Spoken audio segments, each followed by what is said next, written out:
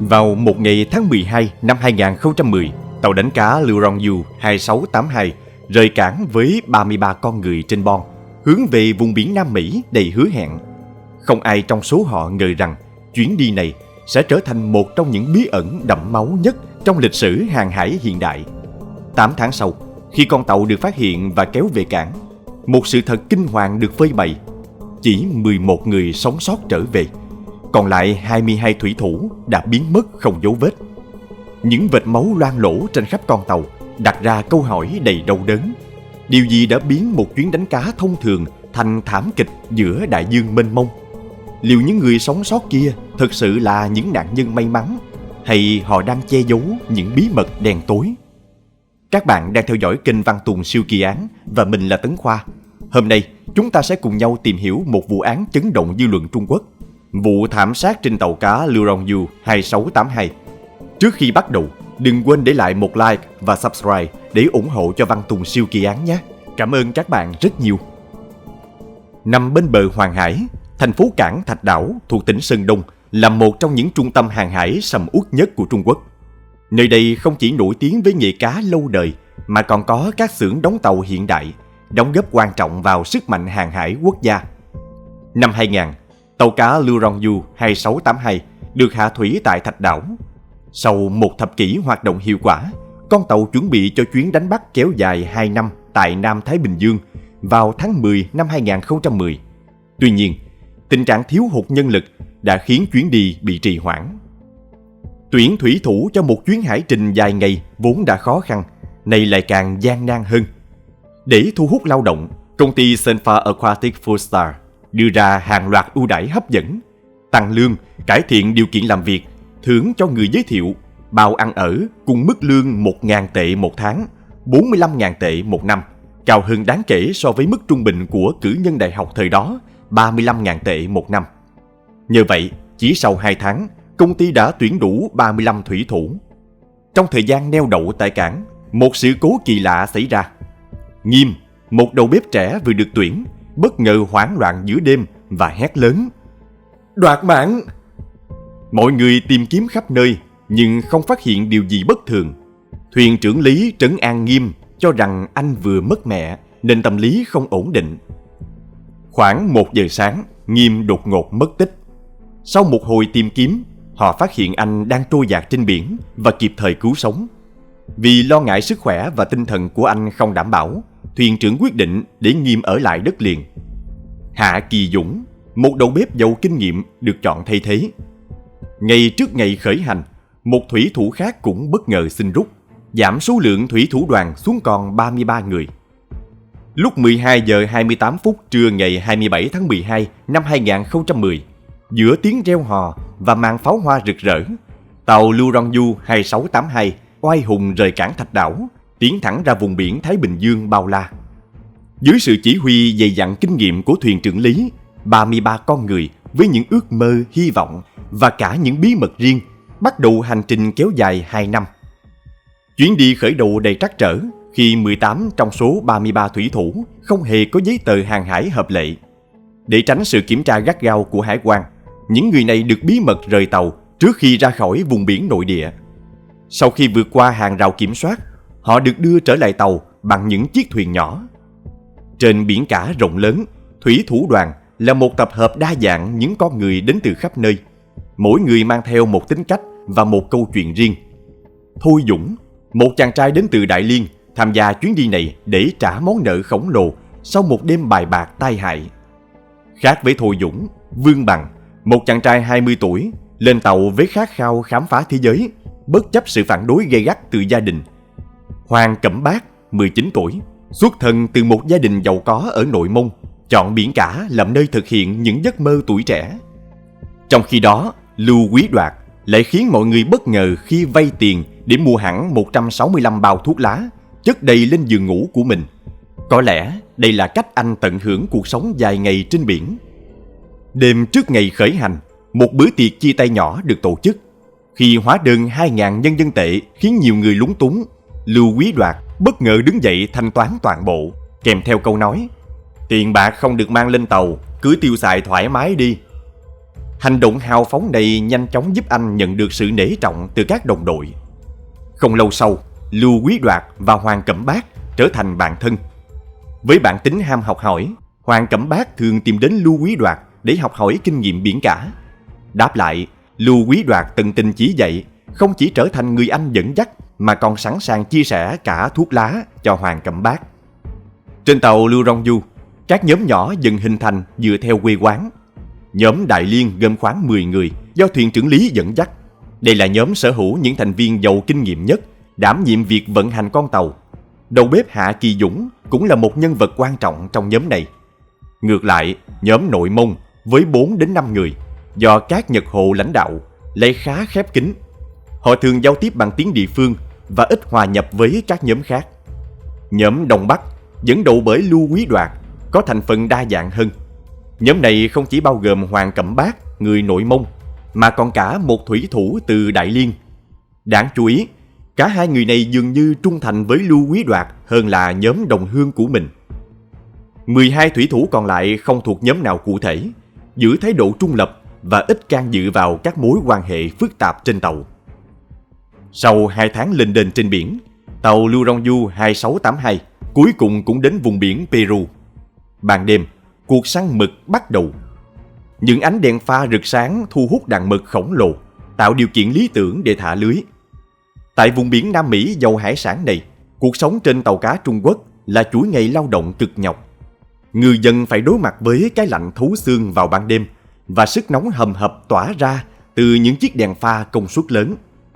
Đánh bắt mực đòi hỏi sự khéo léo, kiên trì và sức bền. Mỗi người phải vận hành cùng lúc 3 loại máy, kéo những tấm lưới nặng hàng trăm kg, đồng thời đối mặt với nguy cơ tai nạn luôn rình rập. Những con mực khổng lồ có còn nặng đến hàng trăm kg, đòi hỏi nhiều người hợp sức mới kéo được lên bon.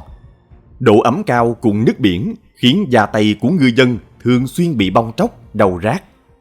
Khắc nghiệt hơn cả là tiếng rít chói tai của hàng trăm con mực mắc câu và mùi tanh nồng nặc của ammoniac bốc lên từ cơ thể chúng. Con tàu chẳng khác gì một nhà vệ sinh khổng lồ, với mùi hôi thối bám riết vào quần áo, đồ dùng và cả cơ thể, khiến ngư dân kiệt quệ cả về thể xác lẫn tinh thần. Khi bình minh ló dạng, bon tàu ngổn ngang những xác mực, đen kịch và lấm lem mực bắn tung tóe. Mùi tanh của mực hòa quyện với mùi máu tươi, tạo nên thứ hương vị đặc trưng của nghề này. Ngư dân nhanh chóng làm sạch bon tàu, phân loại và sơ chế mực. Mỗi con mực được cân làm sạch, đóng gói, sau đó chuyển thẳng xuống kho lạnh. Công việc nặng nhọc này không chỉ đòi hỏi sức khỏe mà còn cả sự dẻo dai. Nếu không hoàn thành chỉ tiêu, họ sẽ bị phạt. Cuộc sống trên tàu vừa đơn điệu vừa khắc nghiệt. Ngư dân phải làm việc tới 16 giờ mỗi ngày, 6 ngày một tuần, thậm chí đôi khi còn phải làm việc cả chủ nhật. Họ không ngừng chống chọi với biển cả và áp lực khắc nghiệt từ công việc. Trong số những ngư dân, Lưu Quý Đoạt nổi bật với thành tích đáng nể. Chỉ trong 3 tháng, anh đã đánh bắt được 26 tấn mực, gấp đôi sản lượng của nhiều người khác. Ban đầu còn vụng về, nhưng nhờ sự kiên trì học hỏi, Lưu Quý Đoạt nhanh chóng trở thành một trong những ngư dân giỏi nhất trên tàu. Tuy nhiên, niềm phấn khởi ban đầu nhanh chóng bị bào mòn bởi cường độ làm việc cao và điều kiện khắc nghiệt. Những ca đêm dài cùng với công việc xử lý mực dưới ánh đèn chói mắt khiến mệt mỏi và căng thẳng không ngừng tích tụ. Dẫu vậy, Lưu Quý Đoạt vẫn bền bỉ làm việc không biết mệt mỏi, bởi khát khao kiếm tiền là động lực lớn nhất giúp anh vượt qua mọi khó khăn. Không phải ai cũng chịu đựng được áp lực ấy. Hai ngư dân kiệt sức đổ bệnh, nhưng chỉ nhận lại sự thờ ơ lạnh lùng từ công ty Senfa. Thuyền trưởng Lý chẳng hề quan tâm đến tình trạng của họ, lạnh lùng ký phiếu lương rồi bỏ đi. Hành động vô cảm này khiến các thủy thủ cay đắng nhận ra mình chẳng khác gì những công cụ kiếm tiền vô tri. Mọi chuyện càng trở nên tồi tệ khi lương thực tế mà họ nhận được thấp hơn nhiều so với lời hứa ban đầu là 45.000 tệ mỗi năm. Thuyền trưởng Lý giải thích rằng lương cơ bản chỉ là 1.000 tệ một tháng, còn phần còn lại phụ thuộc hoàn toàn vào sản lượng đánh bắt. Ngay cả Lưu Quý Đoạt, dù đạt được thành tích vượt trội, cũng chỉ nhận được khoản tiền ít ỏi. Sự chênh lệch quá lớn giữa kỳ vọng và thực tế khiến toàn bộ thủy thủ đoàn cảm thấy bị lừa dối và phẫn uất. Sự việc này phơi bày rõ bộ mặt thật của công ty Senfa và thuyền trưởng Lý. bóc lột sức lao động đến kiệt quệ. Bất kỳ ai dám phản đối đều bị đe dọa, khiến nỗi sợ hãi bao trùm và buộc họ phải im lặng chịu đựng. Trong bầu không khí căng thẳng và ngột ngạt, mâu thuẫn âm ỉ bắt đầu bùng phát. Đầu bếp Hạ, vốn được ưu ái hơn các thủy thủ khác, nhanh chóng trở thành tâm điểm ghen tị. Trong một lần say rượu, Hạ đã ẩu đả với Khương Tiểu Long thuộc nhóm Đông Bắc, thậm chí còn dùng dao đe dọa anh ta. Sự việc này châm ngòi cho những mâu thuẫn sâu sắc hơn giữa các nhóm thủy thủ. Căng thẳng leo thang, sự kiệt quệ về thể chất lẫn tinh thần hiện rõ trên từng gương mặt. Hiệu suất làm việc giảm sút khiến thuyền trưởng Lý ngày càng trở nên cáu gắt và khó chịu. Trong bầu không khí u ám đó, Lưu Quý Đoạt vẫn bền bỉ làm việc, hy vọng rằng nỗ lực của mình sẽ cải thiện cuộc sống. Nhưng dù có cống hiến hết mình, anh vẫn không đủ tiền để trang trải khoản nợ nần chồng chất. Khi mọi thứ vượt quá giới hạn chịu đựng, Lưu Quý Đoạt cầu xin thuyền trưởng Lý cho mình được trở về nhà. Nhưng đáp lại anh chỉ là sự từ chối lạnh lùng, viện cớ rằng anh không có đủ giấy tờ tùy thân. Cùng lúc đó, Cát Nhật Hồ, thủ lĩnh nhóm nội Mông, cũng tuyệt vọng khi yêu cầu được hồi hương của anh bị từ chối thẳng thừng. Trong một cuộc họp bí mật với nhóm của mình, Cát Nhật Hồ đề xuất một kế hoạch táo bạo, chiếm quyền kiểm soát con tàu. Anh khẳng định đây là cơ hội duy nhất để thoát khỏi kiếp sống nô lệ. Ý tưởng này nhanh chóng nhận được sự ủng hộ của nhiều thủy thủ, đặc biệt là những người trẻ như Lưu Quý Đoạt, những người đã sẵn sàng làm bất cứ điều gì để giành lại tự do. Đêm 16 tháng 6 năm 2011, khi tàu Lưu Rong Du cập cảng Peru để tiếp nhiên liệu, cuộc nổi dậy âm thầm bắt đầu. Dưới màn đêm, nhóm thủy thủ bất mãn bao gồm Lưu Quý Đoạt, Cát Nhật Hồ, Khương Tiểu Long, Hoàng Cẩm Bác, Vương Bằng và Thôi Dũng âm thầm lên kế hoạch chiếm quyền kiểm soát con tàu. Lúc 23 giờ, khi mọi người đã chìm vào giấc ngủ, nhóm nổi dậy chính thức hành động. Hoàng Cẩm Bác và Vương Bằng lẻn vào khu vực điều khiển, nhanh chóng vô hiệu hóa hệ thống GPS và cắt đứt liên lạc của tàu với đất liền. Trong khi đó, Khương Tiểu Long làm nhiệm vụ canh gác, đảm bảo không ai phát hiện. Những thành viên còn lại của nhóm lặng lẽ tiến về phòng thuyền trưởng. Bất ngờ trước sự tấn công quyết liệt, thuyền trưởng Lý chống trả dữ dội nhưng nhanh chóng bị khống chế. Lưu Quý Đoạt với ánh mắt rực lửa căm phẫn, không ngần ngại tấn công thuyền trưởng Lý một nhát vào đùi, khiến ông ta không thể phản kháng. Sau đó, ông ta bị khống chế bằng dây thừng và giam giữ trong phòng. Nhóm nổi dậy ngay lập tức ra yêu cầu quay tàu trở về Trung Quốc. Do không còn lựa chọn, thuyền trưởng Lý miễn cưỡng tuân lệnh. Tuy nhiên, một số thủy thủ trung thành với ông đã phát hiện sự việc và tìm cách tiến về phòng thuyền trưởng để ngăn chặn. Nhưng mọi nỗ lực của họ đều bị hai thành viên nhóm nổi dậy chặn đứng. Trong lúc hỗn loạn, đầu bếp Hạ Kỳ Dũng bất ngờ xuất hiện, tay cầm dao lao vào phòng thuyền trưởng. Ông ẩu đả kịch liệt với Khương Tiểu Long, nhưng bị Giang tấn công trọng thương. Không dừng lại ở đó, Khương Tiểu Long nhẫn tâm ra tay sát hại Hạ Kỳ Dũng ngay tại chỗ. Lưu Quý Đoạt lạnh lùng và tàn nhẫn ra lệnh phi tang nạn nhân xuống biển mà không chút do dự. Sự ra đi của đầu bếp Hạ khiến bầu không khí trên tàu càng thêm nặng nề. Nhiều người bắt đầu nhớ lại những lời nói sảng của Nghiêm trước chuyến khởi hành như một điểm báo cho bi kịch kinh hoàng này. Sau cuộc đảo chính, nhóm nổi dậy gồm 11 người, phần lớn là những thủy thủ trẻ, nắm toàn quyền kiểm soát con tàu. Lưu Quý Đoạt với sự ủng hộ từ Cát Nhật Hồ và nhóm người Mông Cổ trở thành thủ lĩnh mới. Thuyền trưởng Lý giờ đây chỉ còn là cái bóng của chính mình. Mọi mệnh lệnh đều phải thông qua Lưu Quý Đoạt, khiến ông không còn chút quyền lực nào. Dù bất mãn, trợ lý thuyền trưởng cùng những người trung thành với thuyền trưởng Lý không còn cách nào khác ngoài việc nhẫn nhịn chấp nhận tình hình. Trong khi đó, tin tức về cuộc nổi dậy trên tàu Lưu Rong Du nhanh chóng lan ra. Công ty Senfa, chủ sở hữu con tàu, phát đi tín hiệu cấp cứu và kêu gọi sự hỗ trợ từ các cơ quan chức năng quốc tế. Tuy nhiên, mọi cuộc tìm kiếm quy mô lớn trên biển đều không mang lại kết quả. Quyền lực nhanh chóng biến Lưu Quý Đoạt trở thành một kẻ độc đoán và hoang tưởng. Hắn bắt đầu nghi ngờ tất cả mọi người, đặc biệt là những thủy thủ từng trung thành với thuyền trưởng Lý. Ngày 20 tháng 7, khi phát hiện động cơ phụ của tàu bị hỏng một cách bất thường, Lưu Quý Đoạt lập tức nghi ngờ rằng có âm mưu chống lại mình. Mối nghi ngờ càng được củng cố khi hắn phát hiện kỹ sư trưởng và trợ lý thuyền trưởng thường xuyên có những cuộc trò chuyện bí mật. Không chần chừ, Lưu Quý Đoạt quyết định ra tay trước khi quá muộn. Hắn lên kế hoạch trừ khử bất kỳ ai mà hắn cho là có ý đồ phản bội. Khương Tiểu Long, với bản tính hung hãn và trung thành tuyệt đối, nhanh chóng trở thành cánh tay đắc lực của hắn. Đêm hôm đó, con tàu chìm trong tiếng la hét kinh hoàng. Những ai bị nghi ngờ liên quan đến âm mưu chống lại Lưu Quý Đoạt đều bị loại trừ không thương tiếc. Lưu Quý Đoạt giờ đây đã biến thành một kẻ sát nhân máu lạnh, ép từng nạn nhân phải chọn giữa cái ra đi dưới lưỡi dao của hắn hoặc bị đẩy xuống biển sâu. Bầu không khí trên tàu trở nên ngột ngạt đến nghẹt thở.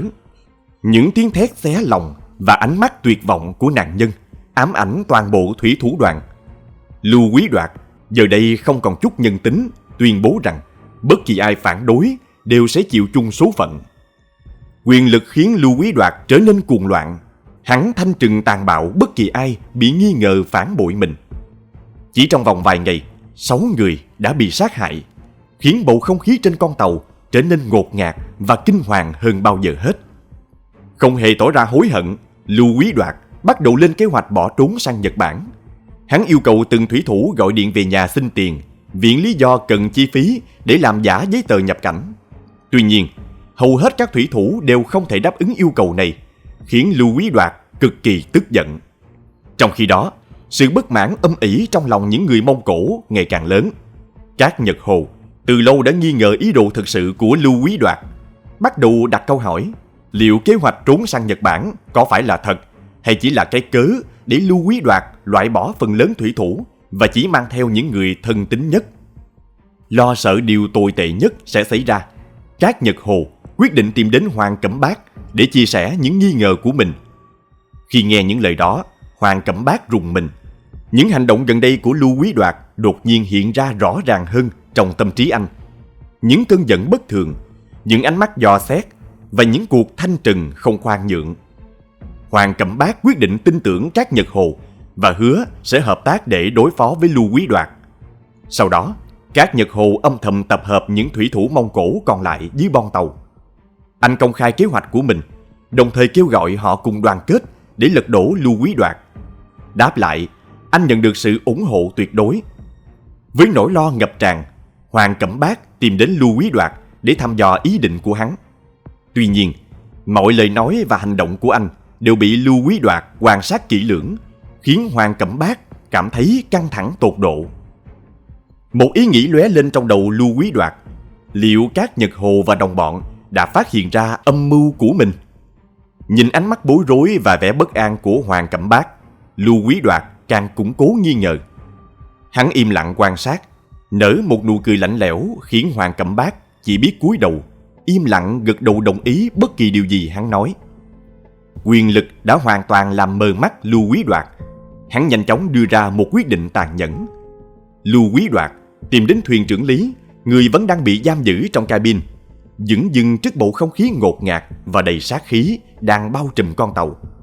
Với giọng điệu lạnh lùng, hắn kể lại những gì đã xảy ra, cố tình tô vẽ thêm những chi tiết tàn bạo để chứng minh quyền lực tuyệt đối của mình.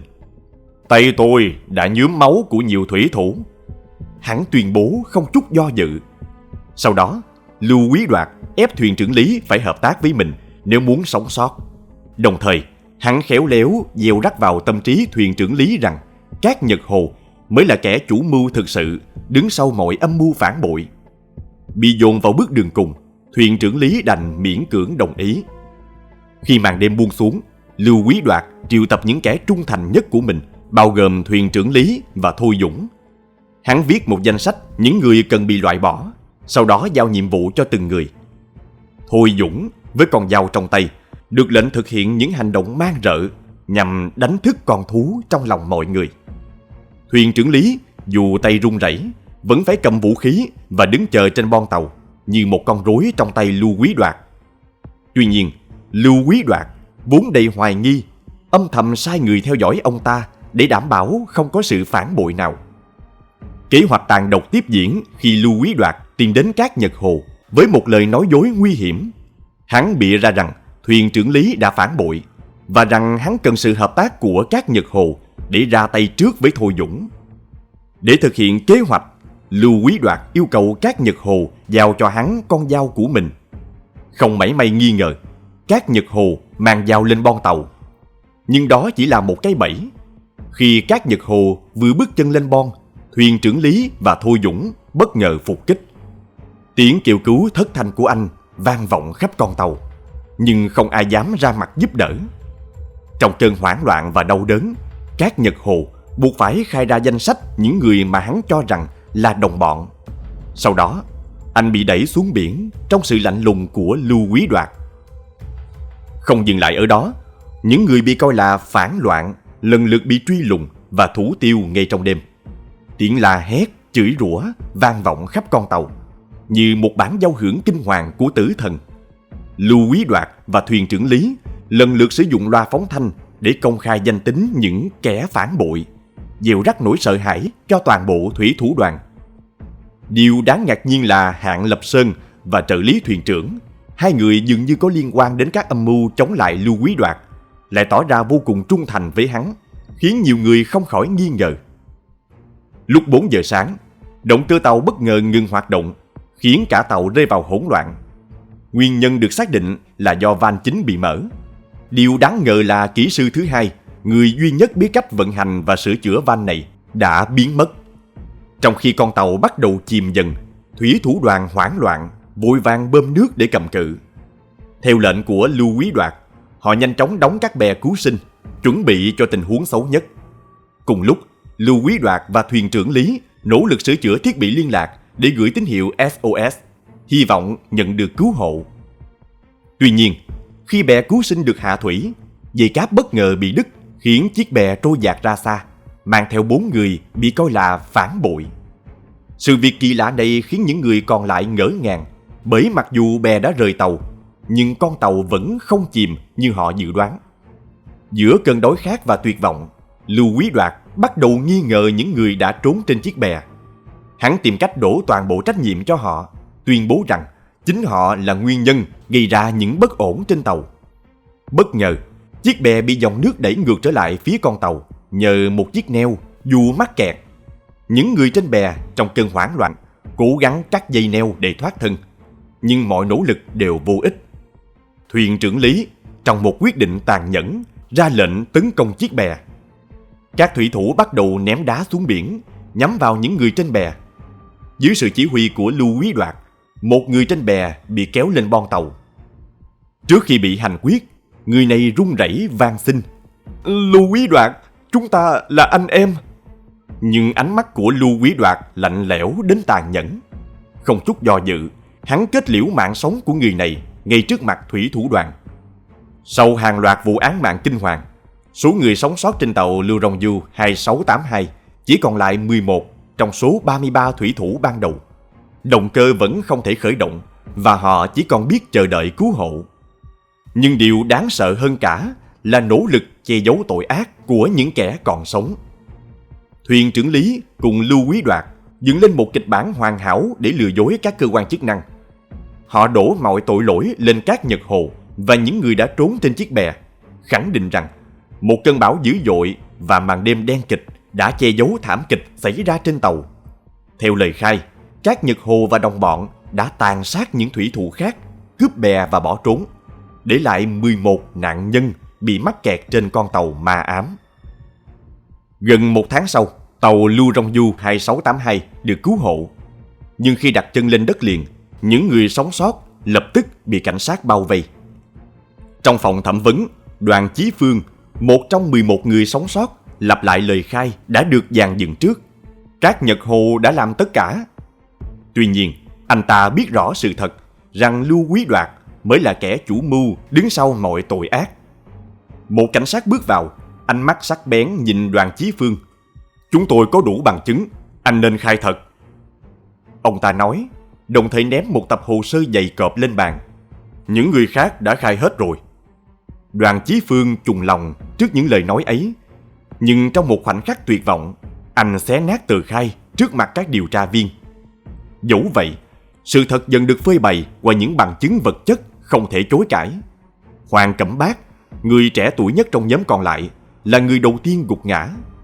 Trước áp lực của các điều tra viên, và nỗi ám ảnh từ những gì đã xảy ra, anh ta khai toàn bộ sự thật. Sau 8 tháng xét xử căng thẳng, vụ thảm sát trên tàu Lưu Rong Du 2682 cuối cùng đi đến hồi kết.